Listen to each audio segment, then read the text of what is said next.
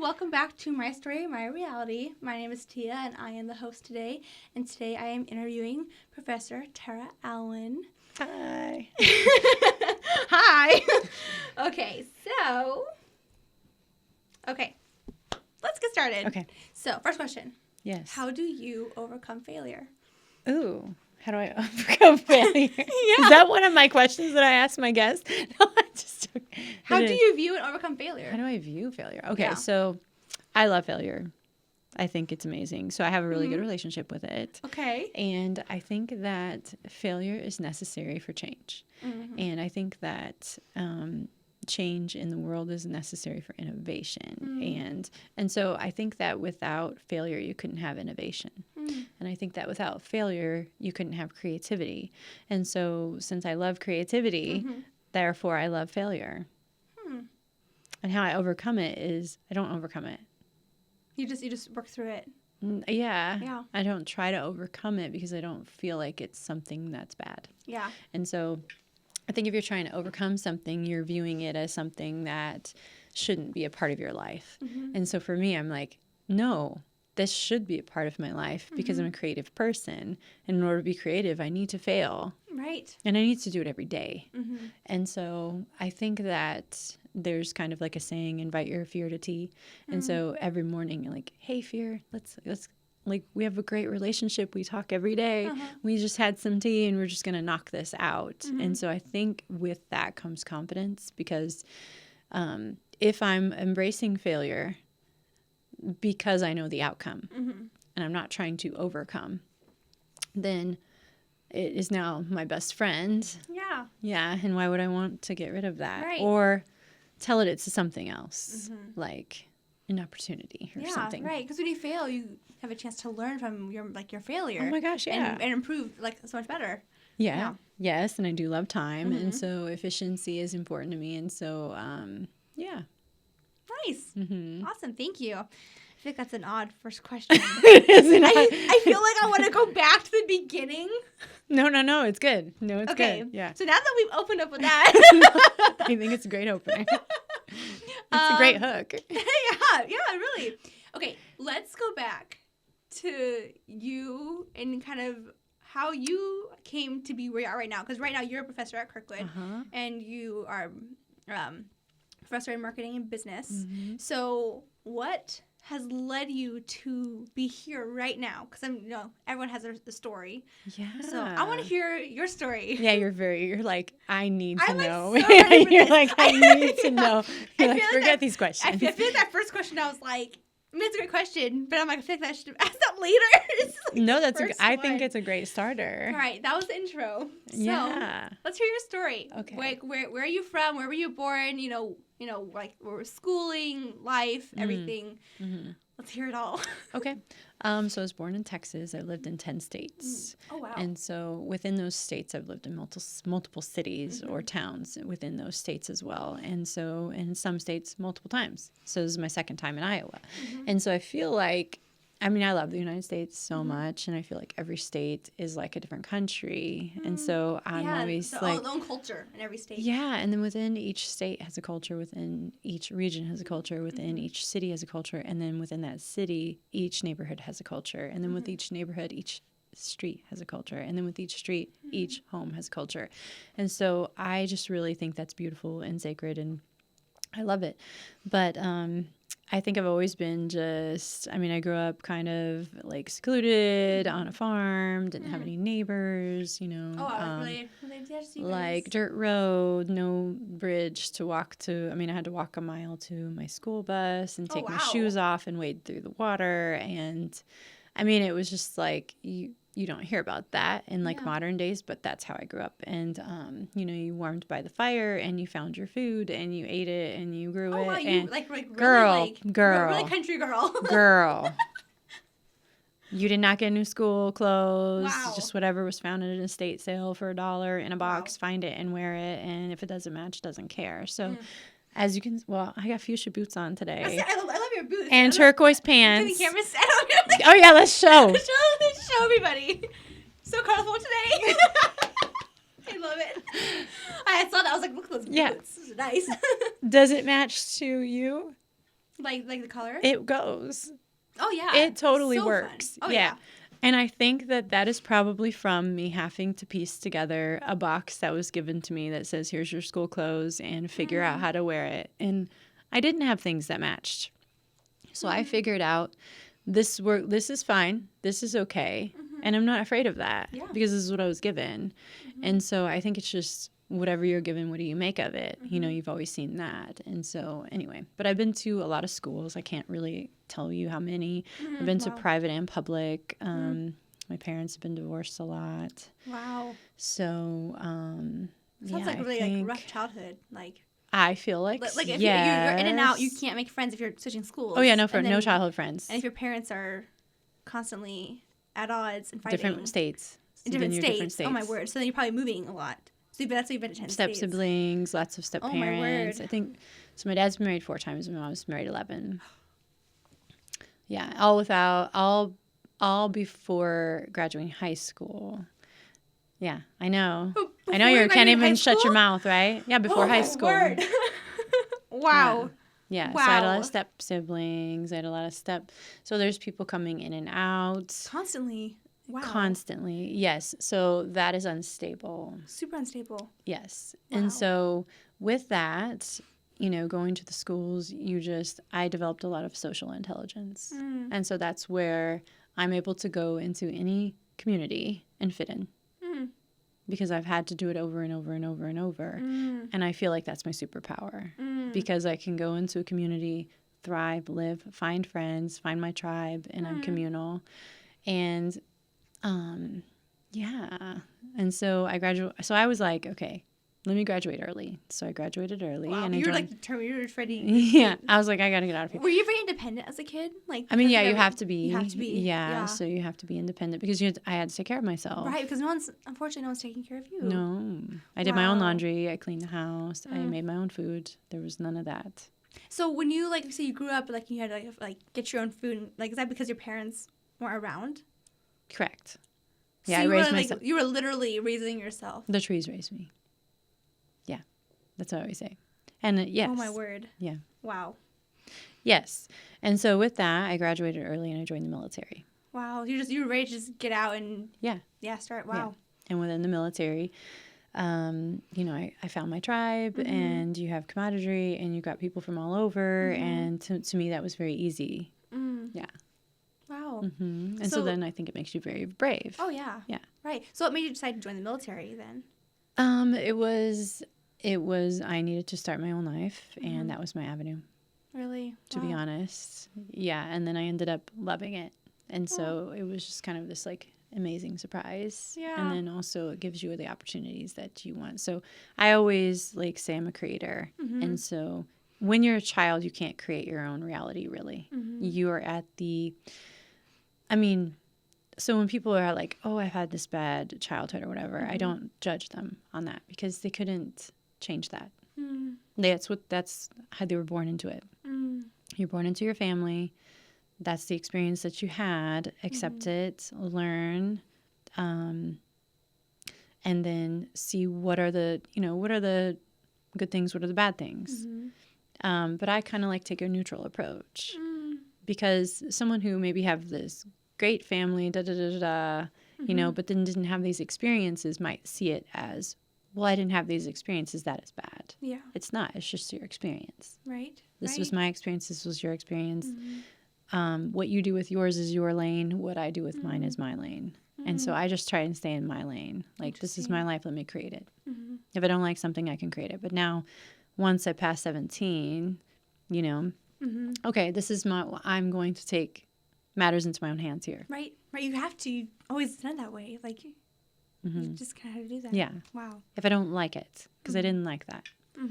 So took matters into my own hands and then learned on the way. And so then I think with the failure, like that's the example I was given. Yeah. So I had to read. I had to learn. You had to relearn everything. I had to learn everything. You had to learn everything. Because, I mean, even like with like parents, like, you know, if they're not like, especially with your situation with parents, of constantly in and out of, you know, with them, other people, I'm sure that like, also like, damage your view of a healthy relationship too. Totally. Like, yeah. because you've seen, I mean, like your mom's got married 11 times. Yeah. Your dad a couple times. Like, Yeah.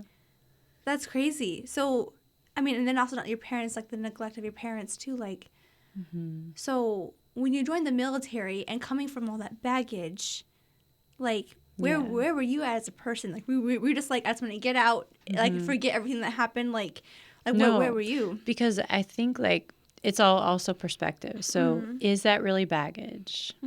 Because I don't feel like that's a bad thing that I experienced that. And I also don't think that it's bad that my mom was married 11 times because she was trying, and she's not afraid of commitment. She's not afraid of loving again. She's a very brave woman. So I think society may say, oh, that's really bad that you got a divorce, but that she got out of her, she may not had a good maybe example. So she had to kind of figure it out as she went. And so she was fearless. She wasn't afraid of failing. She wasn't afraid of starting again. A lot of people get divorced. I'll never get divorced. Is that brave? My mom is brave. And so I have a different perspective about her. I felt like she was very strong because she did it again. And she did it again. She wasn't afraid to love again. She had a very loving heart that could love 11 people. But she married 2 of the same. Like my stepdad now, she married him twice. Oh, wow. Yeah. Wow. And they've been together like 28 years. Oh, wow. Yeah. Wow, that's and amazing. so she's capable of having a relationship that's stable.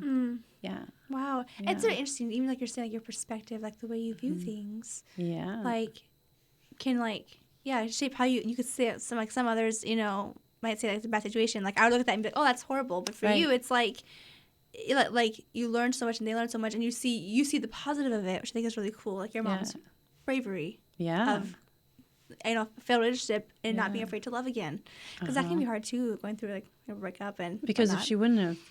if she would have stopped, would she have found my stepdad? My dad's been married pretty much the same amount of times, like 28, or he's been married to the same woman for like 28 years or whatever. Wow. Yeah, and so it's like his maybe like a year longer or something like that. But yeah, I think that's a good thing if you can, because I always say that's going to be experience that someone who's been married once will never have. There are different layers of love when people are remarried that you will never feel from people who have been married their whole life. They'll never experience that depth of love sometimes that our second marriage can have. And a lot of times people who are divorced learn something about not taking people for granted, that you can't experience that unless you have a divorce. So there's things like that unless you've been through it, you don't know. Yeah. You'll never know. Yeah. And this other person now has the knowledge. You can help others who've been through it. And so I feel like, I always say the saying, would you hire somebody without any experience on their resume? So somebody who's had more relationships has more experience. Interesting. Yeah. Interesting. I know. That's because you can only learn how to be relational through a relationship. Yeah. So why stop? Interesting. So I'm very curious to okay, so I know we've talked before about your military experience, but the viewers don't know. Yeah. So I have questions, but I want to go in order of your story. So no, you don't have to go in order. It's fine. Okay, so military. Yes. How long in the military? And okay. So I was in there a few years. I got married. Got married at 18. 18. And my daughter's dad. And I had my daughter. I did not know I was pregnant. And so that was, a lot of people know. Wait, I didn't know you were pregnant with her while you were pregnant with her? Yeah, I continued to have a cycle. And so I didn't While you were pregnant? Yeah, every month. So you were one of those rare situations where that happens. And that happens to my mom, too. Are you serious? Yeah, and so it's I'll know I'm pregnant if I don't have a period. Right. That didn't happen to me. So, wow. Yeah. So that's very confusing. So when you were I had a dream, and that's how I knew I was pregnant. And I was 4 or 5 months. But I had a dream about being pregnant. And then you got and then I woke up and I was like, I just had this dream. What's a trimester? And yeah. Wow, you didn't know what a trimester was? No, I didn't. I was 19. I was 18. I was 18 years old. I married at 18. Wow. Wow. So then you had your daughter. Mm-hmm. Yeah, And and then so I didn't go to college, but I did get like a degree with the Community College of the Air Force. So I had a atmospheric science degree Oh, awesome. 3-year training. And then I became a stay-at-home mom. And I've done a lot of things. Yeah. But then I got divorced, and then I went to school again, and as a single mom, and Wow, so as I a went to single school mom. late. Late. Wow. Wow. Yeah. Yes, it is. I just late. graduated less than 10 years ago. Congratulations. That's a huge milestone. I know. And I think even too, like, like, I think a lot of society puts pressure on you have to get your, like, degree in Yeah. 4 years after high school. It's like, take your time. I can't stand that. Yeah. It's like, take it when you're able to do it, when you have the energy and, and also wanting to be a 60, want to learn, able to learn. Yeah. Yeah. So Yeah. as a single parent, Uh-huh. and you're getting your degree, and then how is that like? And then, like, what's your degree in? What was your business? Oh, well, I went to school. I didn't know I was going to keep going. I kept going. I went to school for 8 years. But Oh, wow. yeah, I just kept going. We kept going. Yeah, I liked it. So, and I prefer online. I don't like face-to-face. That's so interesting. I hate face-to-face classes. But As a you're student. As a student, okay. As a student. but not I as a, absolutely hate them. Why? I prefer online. I don't like that. Like I like to. Oh, I do know why. I need time to process, and I don't like teachers trying to engage me when I don't want to be engaged. Oh. I don't like I went to school like I had 4 hours sleep. I've got 3 jobs. I've got a daughter. And I want to sit here and learn. Not you tell me what to do or Yeah. manipulate me or try and get me to talk or try and get me to engage based on how you want me to engage. I want to sit here and learn, absorb it, and then think about it. So that's how That's how you learn. So if I'm online, I can stop the video, take notes. Nobody's telling me anything. you don't have to talk. Nobody's putting me on the spot. And I have a lot of social intelligence, but I don't need to prove that to you in class when I'm just there to learn. And I'm paying you. Yeah. You see what I'm saying? Yeah, exactly. And you're creating this, for me, unsafe space. Interesting. Yeah. That's so interesting. So you don't like in-person classes, but you're a professor. So Yeah. how do you then manage your classroom? I don't make them engage You just if they don't want to. Oh, interesting. So I let Which them. I prefer. I like to learn. I like Yeah. to sit there and learn. I don't So like the students who want to have to. engage. So I have an inviting environment that you have the opportunity. Like I never think I need to get my students to engage. I'm not going to tell them what to do. Just like I teach yoga, I don't tell you when to breathe. I will never tell you when to breathe. Yeah, I'm not going to tell you what to do. Interesting. I'm going to let you be who you are, learn how you learn, think how you think. I'm going to let you have options. I'm going to let you even brainstorm with me if something is different. But I'm going to give you the safe space to come to me to do that. That's awesome. And I'm also going to give you that environment where you feel safe to talk if you want. But if you go the whole semester and I never hear your voice, that's not going to offend me. That's awesome. Yeah. I love that. I think everybody does create a safe space for students. So Extremely safe. yeah. So what would you? So this is like I think part of your worldview. What would you say? Like some significant moments in your life that has shaped you to who you are today and brought like your worldview of how you see people or even just create a safe environment and like your experiences of what you've learned. How has that shaped you and how you view like your life and who you are? I think that that's a good one.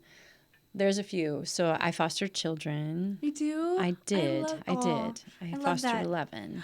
Wow. And I think what that did was because I did the same thing I do in the classroom. Like, I'm not here to be your mom.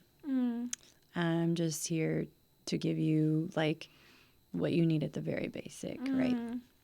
And then what you do with that, I give that. I'm like, you're accountable for you. Yeah. Like, I'm not here to control you, Yeah. type of thing. And so they really took to that and were very successful in my home. Wow. Because they were able to be themselves, which makes them feel seen and heard. And I'm not trying to change them. And a lot of people just don't want to be changed. Yeah. And so in the college experience, especially in a community college, your application is accepted right away.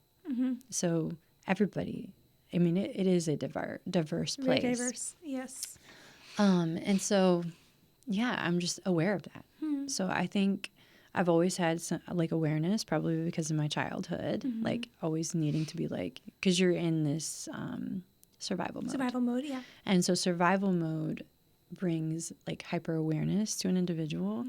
And so instead of seeing that as a bad thing, I see it as a good thing because I can be aware of my surroundings and where, you know, and that gives you social intelligence. And social intelligence is actually, research states that it will cause you to be more successful than IQ.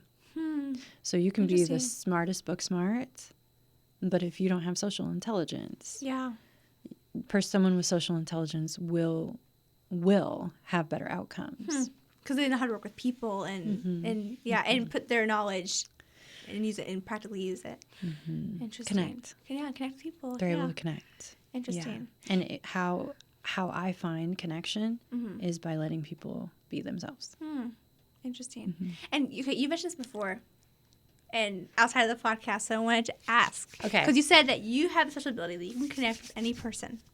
Yes. I want to hear how you're able to do that and how you figured that out. Okay. Yeah. Yeah, I'm able to connect. So, I wouldn't say I can crack everybody at 100. I'm cold. That's why I'm shivering a little bit. I'm so I know. sorry. I'm like, it's cold. Do you want to wear your jacket? I don't know. No, it's. You can wear your jacket. I might. I don't know. Here, let me put my hands like. Okay. Aw. Just one at least. Cause I'm like, blah, blah, blah. Okay. Okay. So connecting with everybody. I didn't know that I didn't know that I could do that. I just discovered it. But how I discovered it was, I love perspective so much, and I take a neutral approach at it. And so the way I can connect, because people know I'm not judging them. And so I came up with this kind of process of how not to judge.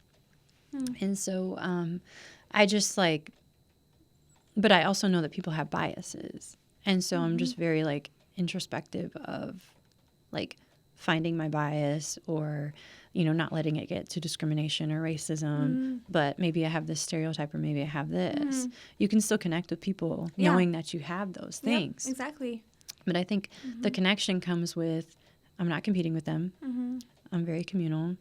You're part of my community. I see you as a sacred individual, like seriously sacred, and I'm authentic. I'm coming from an authentic space of I know myself. And I think when you know yourself, however you can accept yourself is however the depth that you can accept someone else. And wow, so I feel that's very true. Yeah. It is very true. Yeah. Yes. So I accept myself 100% solely. So therefore I accept you. And so if I can't accept myself, I'm going to not accept you. So the most judgmental people usually are the ones that self-hate themselves. Hate the most, yeah. Yeah, that I feel like that does track with a lot of people. And it's sad, too, because, like, hurt people. People who are hurting themselves tend to hurt other people. Because, like you're saying, like, they can't accept themselves or have all these, you know, all these hard things. And they don't realize sometimes they're even taking it out on other people. Wow. That's so interesting. Yeah. Very interesting. But I agree with you where it's like, yeah, like regardless of like your own personal like beliefs or opinions, like you're a person who is amazing and worth so much. And I can love you as a person. Yes. Because you're a human being. And that's amazing. Yeah, regardless of whatever, like, you know, opinions and everything. Like, right. I love that. And I value opinions. And so I think that is another thing where I can listen to your opinion and not agree with you. But I don't even think I don't agree with you. You're just hearing I've like, trained my brain story. to not think of anything except what that person is saying in that moment. And so, you know, but I meditate. And so with meditation, you're training your brain to be in the present moment. And so it's not like, oh, I'm hungry. It's not thinking, what am I going to do after this? Or, oh my gosh, they said this. Just being present. Like, yes. Yeah. And it is a skill and it is a muscle. And so, you know, listening to somebody and then just really kind of, but sometimes relating, you know, where you spark, oh my gosh, that just reminded me of this. And then you have this amazing conversation. Yeah. But you have to also be like, does this person have space to listen to that right at this moment? And then sometimes I'm having inner dialogue, like, let it go. Yeah. You don't need to say that right now. So I do go through that. But yeah, I think just listening to them, truly listening without trying. I think being right is overrated. I don't even believe in it. So your right might not be my right. And so, I keep shouting this out, but somebody on my podcast said, my perfect's not your perfect. And I was like, wow, you could apply that to anything. Like, my morals aren't your morals. Yep. My worldview isn't your worldview. Yep. Everyone has their own perspective, worldview, how they view life and things that happen. And so if I can't accept that within myself, and I can't, and I'm having a hard time accepting someone else's view or the way they live, that's a reflection in myself. And so I want to explore that within myself and not put that, like, I don't just say, this is the other person. Because it's a reflection of you. Like, yeah. Every reaction is a reflection of yourself, actually. Yeah. I definitely see that. Yeah. That's very interesting to think about. I'm just thinking about my own personal life. Like, like it makes sense. Yeah. Like usually an anger sometimes can be an indicator that maybe somebody crossed your boundary, but maybe you allowed it. So maybe explore it. Maybe it's a little both. Interesting. So like when you meditate, does that like help you just like process things that are going on, or like like you're very spiritual, like, or very spiritual. So what's your like belief, religion, or what is? I don't have a religion, but I have like so I'm indigenous, and so I do. So I tap into my own DNA to find the answers of like my past lives. Of ancestors and everything like that. And so knowing, so I call it indigenous spiritism. I've never really heard of it. I don't watch TV. I don't read anything about what I should do or whatever. But like, I just do that. So it's your own personal, it's my own thing. From your history. It's my own thing. Interesting. So what do you call it then? Like, I guess like, because like, a lot of people have different types of religions or things they believe in or different practices. So like, what's like your like, what helps you in like your faith or belief? Yeah. So it's interesting because faith is something I'm really good at. I have a lot of faith. And I would say it's one of my strengths. Yeah. But it's not tied to a religion. It's not tied to anything separate other than I have a lot of faith. Yeah. So what do you put your faith in then? Like what's your faith in? My faith is I'm not afraid. Oh. Yeah. Nice. So you're just like totally confident. I have faith that things will work out. I have faith that this moment is the moment I'm supposed to be in. I have faith that at this moment and place I'm supposed to be at. I have faith in my students. I have, because faith and belief can kind of be like, I had a student say like, you believe in us too much. I was like, don't ever say that to me again. Like, I could say that to them. Because I build a relationship. Right. And they're graduating, we still talk. But like, I have so much belief. I have so much faith I can spread it to you. I have so much belief in you I can give you some. Yeah. Interesting. I can give it away. Is so much. Like an aura that you experience? Like, is that kind of like how it is? Like, no, it's just a strength. Interesting. Yeah. It's like you're just like, because it's not a thing to me. Because I've heard of it be like, no, that's my faith, like as a religion, but that's not like the definition of faith. Yeah. I mean, faith is really just like trusting in something or trusting. Yeah. Interesting. Yeah. Wow. There's a question I want to ask you, and I know it's on your list, and like I know as soon as I read it, I'll know exactly what it is. Oh yes. Yes. So, what is your sense of identity? My sense of identity. Yes. I guess how the question is phrased is, how has your sense of identity evolved through your experiences and your challenges? That was the question I was trying to find. I was like, what question was that? That's a great question. Yeah. Yeah, because it's been shaped. So everything shapes us. And your identity changes. So you may have a personality that's really kind of not going to change. You have different layers and demographics. Like I am Native, I am Mexican, I am this, I identify as a woman. I live this way. I'm 5'6". I weigh this. I have specific demographics that I can say identify me. Because if I were to be marketed, I teach marketing. I'm going to market to this target, that I'm going to identify my target. And so I can say, oh, these things I identify with. So for instance, Kirkwood, I have a 22-year-old. Yeah. So they target me. I get their, and I get a lot of their like, multicultural ads. Oh. And so, and I'm multicultural. So Yeah. they're literally identifying me as their target market, and they're doing a good job. Shout out Kirkwood Marketing. So I just think it's funny because that's all I see, but they don't know that my daughter doesn't live in my household. Oh, interesting. You see what I mean? Like they just know, oh, this person who's this age. So those are easy, but they are very vital. So I'm seeing through the perspective of Native, and I live that way. My whole identity is very Native. Interesting. My belief system is Native. I'm communal. And so when we live in an individualistic society that is competitive, and I'm not. And so I'm collaborative and communal, and that may come off as something else. And so if I retract from something, that means I'm setting a boundary because I'm not playing this. But if you want to, we can 50-50. You see what I'm saying? Yeah. Like, but that's my boundary.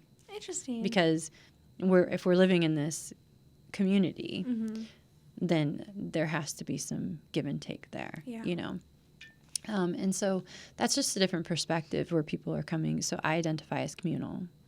I identify as collaborative. It's like pieces of you that you identify with that make you. That's so interesting. Yeah. And I would say, like, one word to describe me as an advocate. I will advocate. And I went to school for ethics. And so ethics are very important to me, and I don't believe they're right versus wrong. A lot of times they're right versus right, and that's all about perspective as well. And if my right might not be your right. And so I was an ethicist for the federal government. Really? Yeah, Wow. and I loved that job because people would come in and they're so upset. And let's just say COVID vaccine. Some believe that you needed it. Some believe you didn't. Some believe it's my body. Some, whatever you think, right? Yeah. There's all these opinions. But they would come in with all these grievances and they would be upset and all that. And to me, easy. Because I took a neutral approach. I'm good at it. I live it. Therefore, I'm so good at this job because you're not going to get emotions out of me. You're not going to get me to side with you because it's your story. Yeah. And I have my story, and I'm super good at staying in my lane. And Interesting. so I looked at it from a logical perspective. Yeah. I looked at it from a law perspective. I'm like, well, it's not against the law for this person not to. So you need to stop. Now you're discriminating. And you see what I mean? This person Interesting. who thought that they, Yeah. but they're basing their belief system and their opinions. And so when it comes to ethics, sometimes you have values that are very valid to individuals that have a passion for these values. And one might be against the law, one not. Neither of them are. Okay, then it's an opinion. Now we need to go to the guidelines of this organization. Interesting. Maybe we need to go to the values. Maybe we need to go to state law. Maybe we need to go federal. Maybe we need to have a lawyer look at this. And so that's what I did. Interesting. And so to me, it was very easy. I'm just like, what do the guidelines say? Yeah. Like, yeah. they're so simple. I feel like you would make a really good counselor, like being able to like. And this is what I'm curious about because you're in marketing. Yeah. So what brought you to marketing? Because I feel like you like fit in so many you do so well in so many areas. So what made you decide marketing? Oh, so it chose me. I didn't choose Oh, marketing. okay. It's wild. Let's hear the story. Okay, Let's hear it. so I was kind of recruited here in a way. There were 2 positions open, and I've always been in management because I like the people aspect, and I'm really good at that. And management needs it. Yes. Good, Like, good across the management. nation. Yeah. Because people leave managers. So when knowing that, and we have a culture problem within organizations, okay, it's full of people. Figure it out. Like, to me, it's simple. And with like ethics, you look at the values. Values are going to behaviors based on values. So what are the values of the company? Okay, are the behaviors matching? Yes or no? To me, it's so simple. Yeah. No. Okay, you're not enforcing your values. Or we need to reassess them. Or you're not setting boundaries with your guidelines, or they're nowhere to be found, and these people don't even know what they're supposed to be doing or how they're supposed to be behaving.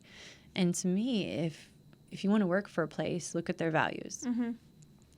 Do I align with them? Yeah. Because if you go, a lot of people get so upset, they go to a job, and they're like, I'm so upset, da, da, da. And it's like, well, I don't agree with the company. your values don't even align with these. Yeah. They're not doing anything to you. You chose to work for an organization that didn't align with your values. So I always kind of flip it. And that's why I really love perspective. And it's like, nobody's really doing anything to you. And that's what I think a lot of people think. People are doing things to them. But what got me in marketing is my experience. And so I did not have a career in marketing. Interesting. I have street smarts.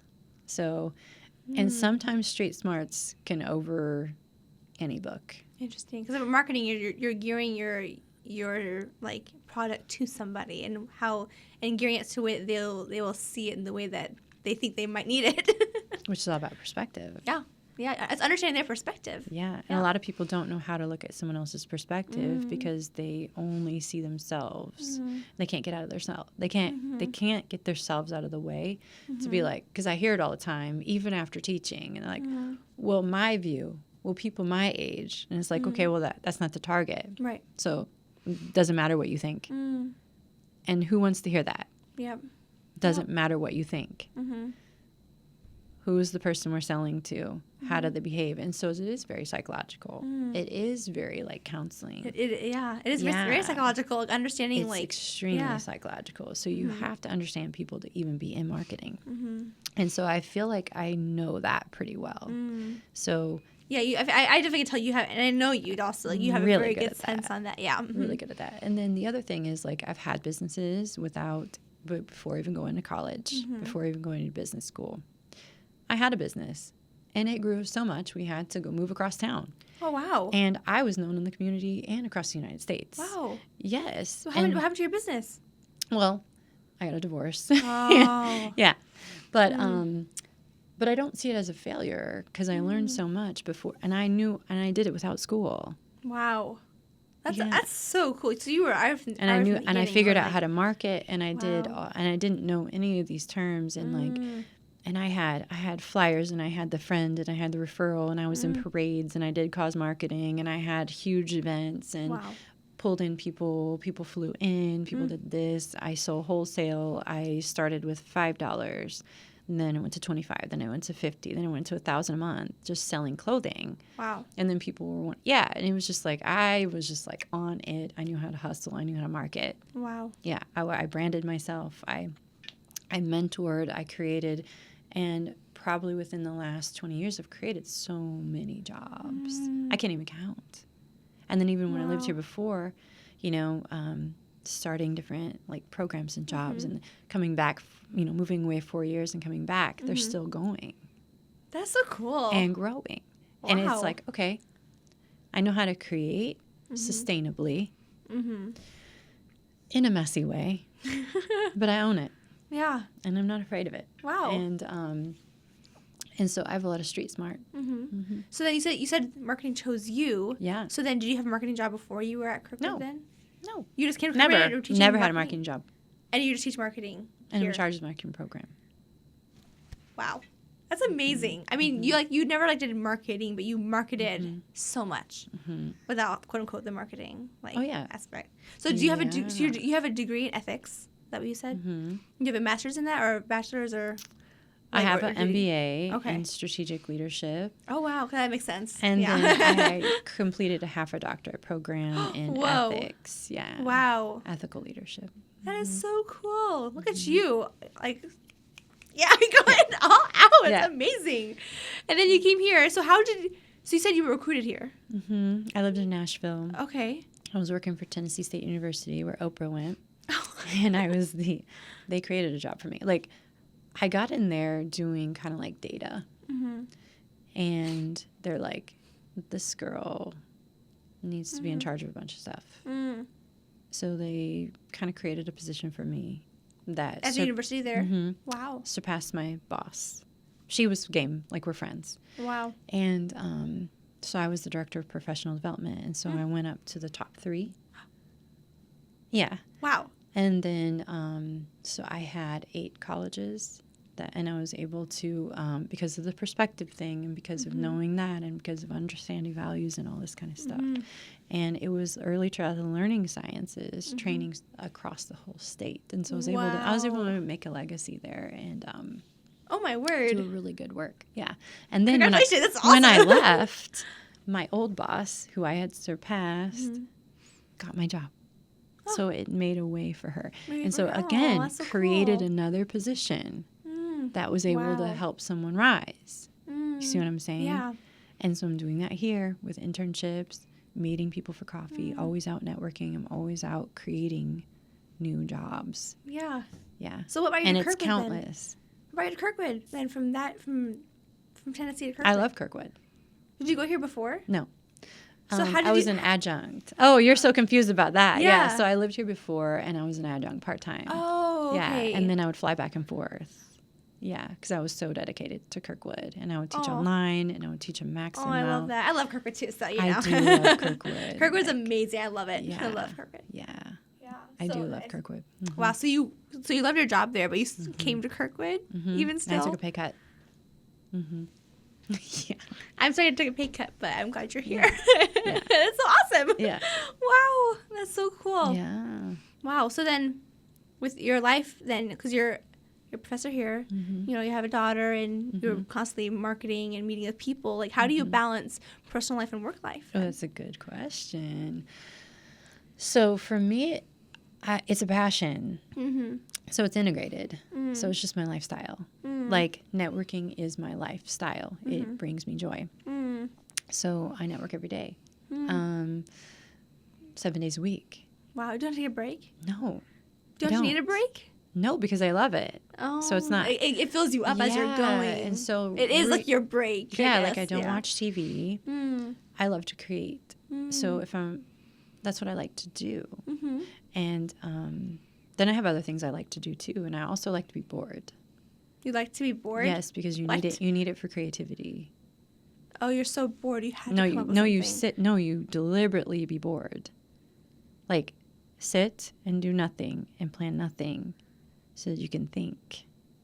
Free thought. So you have like a space to actually think and create instead of like I being. will do that. Instead of having like everything thrown at you all the time, just like Mm-hmm. interesting. Yeah. Mm. Yeah. So there's times of that and times of that. And so I'm very intuitive about like, Mm-hmm. okay, what time am I in right now? So I'm in, all summer, I was in kind of like a retreat.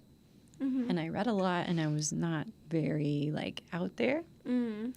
And then I'm very into time. So like if I travel, I have my computer with me. Like I'm not at the airport just on my phone. Mm. I'm not watching movies. I'm Yeah. creating. Yeah, you're constantly working. I'm building like- something. Wow, that's Mhm. awesome. I don't take breaks or lunches really. Really? No, Oh. no. But I take care of my body, and so like, I just think it's daily. So Mm-hmm. like, I make my bed, I clean my home, I make sure my space is clear. I Yeah. have pets, I have things.